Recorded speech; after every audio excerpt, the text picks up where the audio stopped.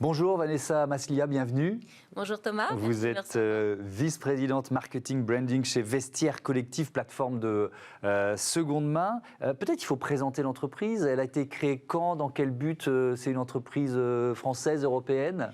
Alors tout à fait, Vestiaire Collectif, ça a été créé en 2009 par 6 cofondateurs et nous avons toujours aujourd'hui Fanny Moisan et Sophie Hersan qui sont à la tête de cette entreprise avec Maximilien Bittner, notre CEO.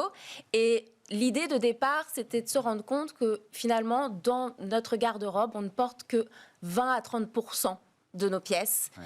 Et l'idée de départ, c'était de dire comment réengager ces pièces dans un contexte circulaire, c'est-à-dire comment faire acheter ou vendre ces garde-robes non utilisées et leur donner une nouvelle vie. Alors l'économie circulaire, la seconde main, depuis la création de Vestiaire Collectif, il y a eu une vraie montée en puissance. Vous avez vu arriver de nouveaux concurrents. Comment vous vivez finalement ce qui est en train de se créer, c'est-à-dire cet écosystème? Alors, tout d'abord, déjà, Vestiaire Collectif est sur un positionnement particulier parce que nous sommes la première plateforme mondiale de vêtements de luxe. Oui. Donc, c'est un positionnement, c'est vrai, qui reste aujourd'hui assez unique car on a d'abord de l'authentification. C'est très important d'avoir cette fiabilité quand on propose des produits plus haut de gamme. Pas de contrefaçon, ça c'est sûr. Pas de contrefaçon, c'est notre enjeu prioritaire. Tous nos produits sont certifiés et pour certains, nous avons aussi des authentifications particulières, vraiment avec des experts formés qui connaissent par les maisons d'enchères vraiment la valeur des objets. Ensuite, c'est vrai que le point le plus important, c'est que oui, il y a de la concurrence, mais j'ai envie de dire qu'aujourd'hui, nous sommes ravis que le mouvement de mode circulaire grandisse. C'est vraiment notre mission de vouloir transformer l'industrie de la mode vers un développement plus durable.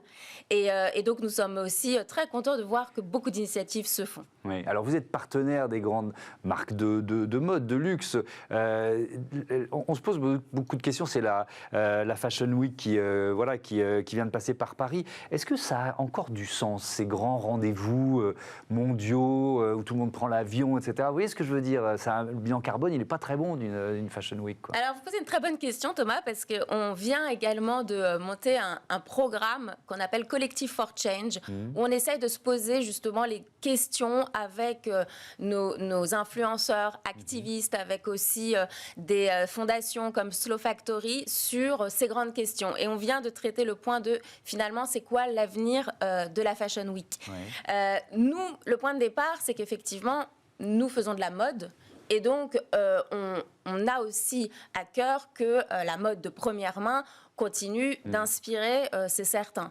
En revanche, ce qu'on voit changer très fortement, c'est que ces marques de luxe, comme vous disiez, pendant plusieurs années, ne voyaient pas forcément d'un très bon œil la seconde main. Et aujourd'hui, ils viennent de plus en plus nous voir pour faire des partenariats et nous demander de les aider à vraiment rentrer sur le monde circulaire. Et c'est ce qu'on a fait avec, par exemple, Alexander McQueen. On a vraiment travaillé ensemble un partenariat de collaboration sur ce sujet. Donc oui, il faut bien sûr que la première main continue de vraiment mettre au cœur ces problématiques de développement durable et nous, que nous apportions ce mouvement circulaire pour pouvoir avoir un impact positif. Quelques chiffres sur Vestiaire Collectif, 11 millions de membres dans 80 pays, plus de 500 collaborateurs, 3 millions d'articles disponibles sur la plateforme, 10 000 marques référencées. Et cette certification B Corp, ce label que vous venez d'obtenir, qu'est-ce que ça représente pour vous? Après, on va rentrer un peu dans le détail de ce qu'il a fallu faire.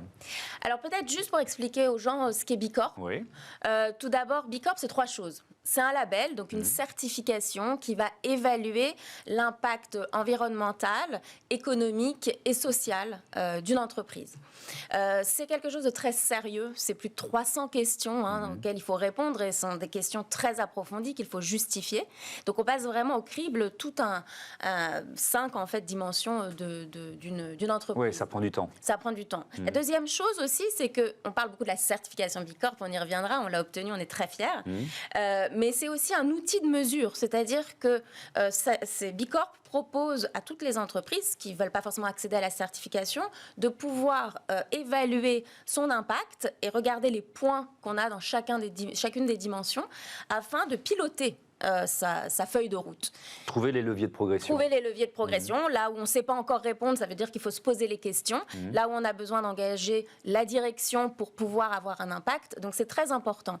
Et enfin, le troisième point, c'est aussi une communauté qui est une communauté d'entreprises inspirantes qui ont cette vocation d'avoir de l'impact.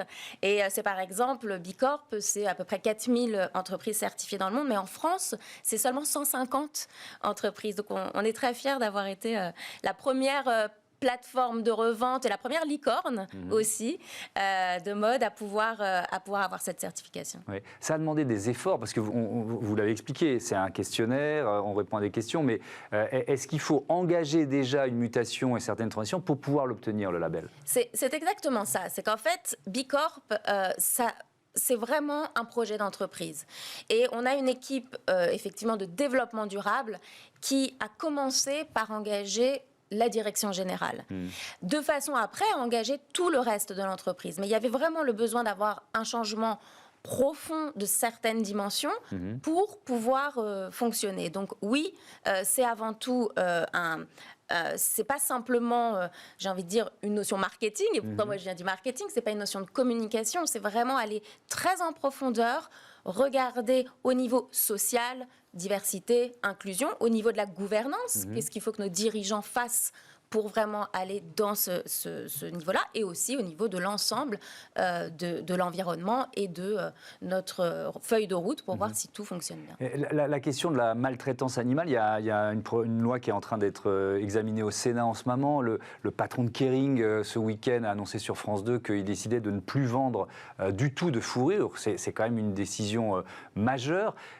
Donc vous, par ricochet, forcément, il y a des vêtements que vous ne verrez plus arriver. Vous êtes dans quel état d'esprit par rapport à ce choix? Alors, est-ce que vous pourriez dire, nous aussi, on va arrêter de revendre finalement de la fourrure animale? Alors, c'est vrai qu'aujourd'hui, ce n'est pas une question qui a été mise au cœur de nos priorités, parce que nos priorités sont d'abord, on va être très clair sur l'empreinte carbone, sur le fait d'obtenir et d'aller vers la neutralité carbone pour 2025. Et on sait qu'on a évidemment, même si on est sur un modèle circulaire, on a aussi beaucoup de routes à faire, si je peux m'exprimer ainsi, sur le transport et sur oui, parce qu'il n'y a pas de modèle sans impact, de toute façon. Exactement. Donc, le but, c'est aussi de regarder là où on peut avoir une action. Bien évidemment aussi, l'inclusion, la diversité, qui sont des sujets au cœur de nos préoccupations. Donc, on les a regardés.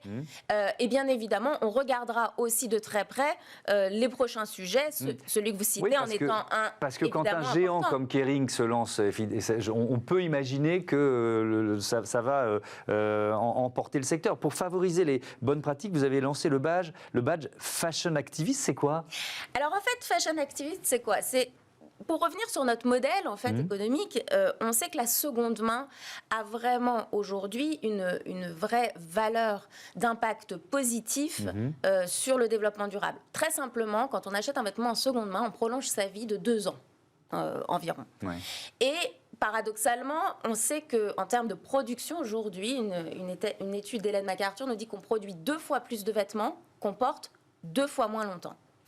Donc, il y a effectivement ici un vrai problème. Avec ce badge Fashion Activist, on a voulu faire quoi? On veut encourager les gens, pas simplement à acheter, parce qu'on pourrait être aussi taxé de surconsommation, pas simplement à vendre, mais aussi à faire les deux. Donc ce badge, ça veut dire qu'on propose aux gens, s'ils font un achat et une vente dans l'année sur le site, donc vraiment ce comportement de faire les deux, achat et vendre, s'engager vers la circularité, pour nous on les récompense par ce badge Fashion Activist. Merci beaucoup, merci d'être venu présenter ce label Bicorp de vestiaire collective. On passe à un débat passionnant, qui promet d'être passionnant, sur le marketing d'influence. Les influenceurs, c'est un business qui est en train de se structurer.